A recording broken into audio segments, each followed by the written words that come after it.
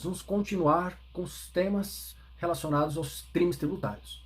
Se você estiver gostando desses vídeos, desse especial, você dá uma curtida, compartilhe com seus amigos, converse, comente aqui, fala que está gostando, se não está, qual seria a crítica ou sugestão. Seja realista conosco aqui para que nós possamos, inclusive, melhorar ainda mais. Eu vou falar a respeito deste vídeo sobre os crimes tributários, logicamente, conforme já mencionado, especial, e sobre o princípio da insignificância. A questão da aplicação do princípio da insignificância, o que devemos falar a respeito, quais são os pontos iniciais. Então nós temos que deixar claro quais os pontos, o que é cabível, o que não sendo cabível nessa questão de contraponto. Pois bem, mas nos aspectos introdutórios, nós temos no direito penal, né, temos o fato típico, né, o fato típico, conduta, resultado, nexo de causalidade, tipicidade formal, tipicidade material, né, se deverá estar ausente para que se aplique o princípio de significância, é o primeiro ponto que nós vamos já começar. E nós temos adequação social, se a conduta sendo típica ou não sendo atípica, né? Aí nós temos ausência da tipicidade material, mas se você já sabe que é tudo isso que eu falei, nem vou discutir aqui, ok? Mas se você não sabe, eu vou falar bem rápido para que nós possamos entender. Conduta, né? A vontade, o ser humano foi lá e realizou aquele ato de sonegação fiscal. Conduta, resultado, sonegou. Essa é a conduta, o nexo de causalidade entre o conduta e o resultado, esse meio. E aí nós temos a tipicidade, né, formal, né, prevista em lei, e material, quando almejada aquela determinada conduta. Então, sobre o princípio da insignificância, eu precisei, pelo menos, ter uma base inicial sobre a questão do que significa esses pontos principais. Agora, se a conduta, né, ela for ausente de tipicidade material, não há que se falar de crime. Então, é uma conduta tida como atípica. E o STF trouxe pontos importantes. Nós temos duas posições importantes antes do STF e depois do STF, e depois a discussão sobre o aspecto quantitativo, o que significa dizer onde seria considerado como crime tributário e se é aplicado ao princípio da insignificância ou não. Pois bem, os requisitos para que possa ser considerado o princípio da insignificância, logicamente, é a ausência de tipicidade. E essa tipicidade, a ausência de tipicidade material, que se observa de um resultado naturalístico. Sendo um resultado naturalístico, não há que se diz, não havendo ausente desse resultado, não há que se dizer de crime tributário. Aliás, a maioria dos crimes que, se você observar, temos ali essa relação direta. Pois bem, na relação que eu estou dizendo, os requisitos que você deve observar sobre a questão de princípios a serem aplicados, no caso concreto, não está em nenhum tipo de legislação. Isso é fato. Porém, existe uma descrição que o Supremo Tribunal Federal assim estabeleceu como requisitos que possam ser observados em determinado caso concreto. E são requisitos simples. Primeiro, mínima ofensividade da conduta do agente. Se a conduta do agente for mínima, por que o Estado vai ter que aplicar a pena ao caso concreto? Primeira coisa. Segunda, nenhuma periculosidade social ou da ação. Por mais que essa o segundo requisito seja um tanto polêmico, porque se você colocar como tutela jurídica a visão não patrimonial, mas uma visão funcionalista da proteção dos crimes tributários, via de consequência, estamos a dizer que essa conduta é perigosa. Sonegar imposto é crime e é perigoso socialmente. Há uma lesão patrimonial. Mas, se colocarmos essa posição, não iremos aplicar o princípio da insignificância. Essa seria a lógica. Porém, o STF entendeu que é aplicável sim, princípio sim da insignificância. Naquele caso que foi estudado, naquele caso concreto que foi tratado ali a respeito, melhor dizendo, estava relacionado à apropriação indébita previdenciária, e artigo 168-A do Código Penal. E o STF já colocou, estabeleceu tais requisitos, estou fazendo um breve comentário. Primeiro, que eu já mencionei, a mínima ofensividade da conduta do agente. Segunda, nenhuma periculosidade social da ação, que esse princípio é um tanto controverso nesse segundo requisito. Reduzidíssimo grau de reprobabilidade do comportamento. Se nessa posição, acho que já mencionado anteriormente, periculosidade social tem tudo a ver com reduzido grau de reprovação do comportamento. Se a sociedade entende que é normal sonegar o imposto, acho que poderia comparar sempre com jogos de azar. Né? Nós temos os jogos de azar, que mais conhecido como jogo do bicho, e a sociedade ainda aceita, né? Assim como casos de prostituição. Então, devemos observar esse detalhe mínimo, simples, de que esta redução de reprobabilidade do comportamento também é considerado como atipicidade material. Inexpressividade de lesão jurídica provocada. O que significa dizer, se é inexpressiva a lesão. Então isso está muito relacionado ao aspecto quantitativo, de quanto é o tributo que foi sonegado, quanto é o tributo que foi feita a utilização inexata ou imprecisa daquela informação. Então nós temos que deixar claro que o STF deixou esses tais requisitos, posso repetir: mínima ofensividade da conduta do agente, nenhuma periculosidade social da ação, reduzidíssimo grau de reprovabilidade do comportamento e inexpressividade da lesão jurídica provocada. São 4 requisitos para a aplicação do princípio da insignificância. Isso pode ser aplicado em qualquer tipo de crime, né? Não qualquer, mas os crimes de ordem patrimonial, pelo menos especificamente nos crimes que há atipicidade material.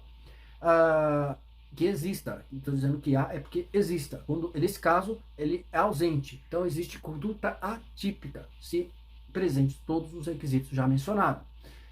O STF deixou essas questões. Foi aplicado também para o crime desse caminho, já teve casos assim. Então, mas é pacificado. O STF dizia a questão de inexpressividade da lesão jurídica provocada, espécie material, de cunho financeiro, dizia que até 10 mil reais era tido como suficiente para a aplicação do princípio da insignificância. Depois vem o STJ, no julgado de 4/10/2018, no RESP, no RESP 17.16.714 do Estado de São Paulo, ministro Jorge Mussi, relator, diz, baseando-se na portaria 75, número 130 do Ministério da Fazenda, que o montante que pode ser aplicado é até 20 mil reais. Ou seja, seguiu 2008, 2 anos atrás, estamos já no finalzinho de 2020, colocou essa posição de que pode ser aplicado o princípio da insignificância. Conduta típica, absolvição. Esse seria o resultado de que a pessoa não vai ser punida penalmente por determinado ato, por determinada conduta, pelo simples fato de que o valor que ela sonegou, o valor que ela apresentou ao fisco, e diz prontamente que não vá andar dar sequência àquela ação penal, determinado sujeito. Pelo simples fato de que, se exista a cobrança, né, pela via judicial, uma execução fiscal acima de 20 mil reais, por qual motivo o Estado deverá punir por isso? Se existe um limite para a própria execução fiscal, por que eu tenho que entrar com uma ação criminal? Foi esse o entendimento dos tribunais superiores, e seguindo também a portaria do Ministério da Fazenda, e aí ficou dessa maneira a partir de 2018, do dia 4 de outubro de 2018. E essa consolidação deixou muito claro isso. O Supremo Tribunal Federal também entendeu que será aplicado também outros requisitos específicos. Portanto, como se o réu não responder de outros processos criminais ou mesmo administrativos.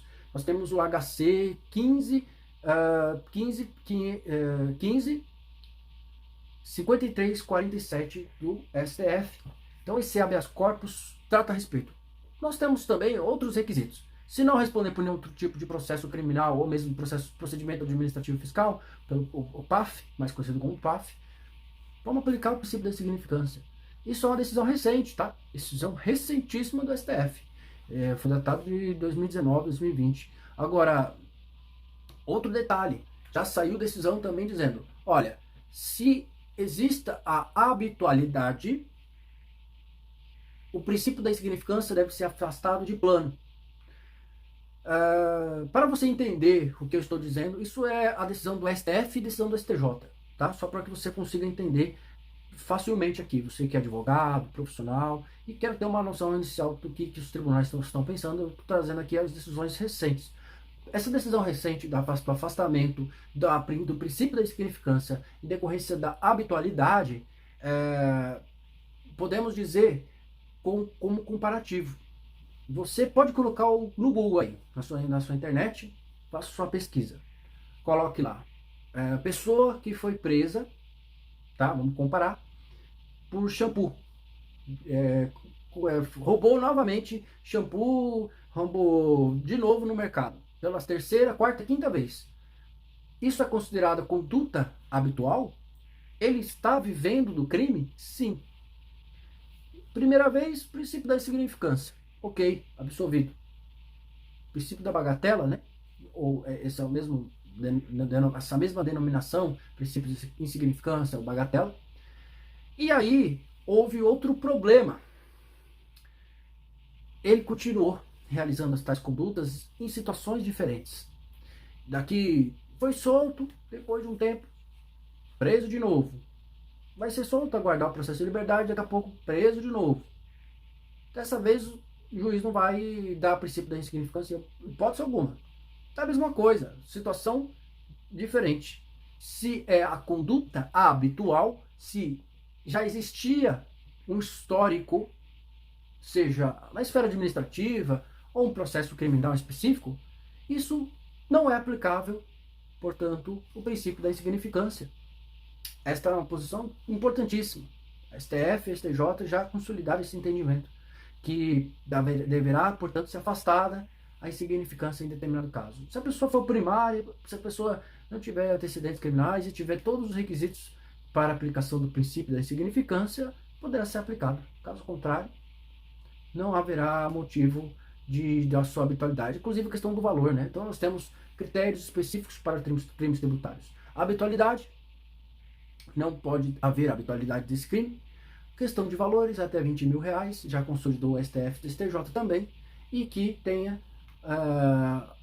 a mínima expressividade, mínima ofensividade da conduta do agente, nenhuma periculosidade social da ação, e que seja reduzidíssimo grau de reprovabilidade do comportamento e inexpressividade de lesão jurídica provocada. Talvez esses requisitos são válidos, acrescidos com outros, para que seja aplicado o princípio da insignificância por ausência de tipicidade material e, consequentemente, absolvição do acusado.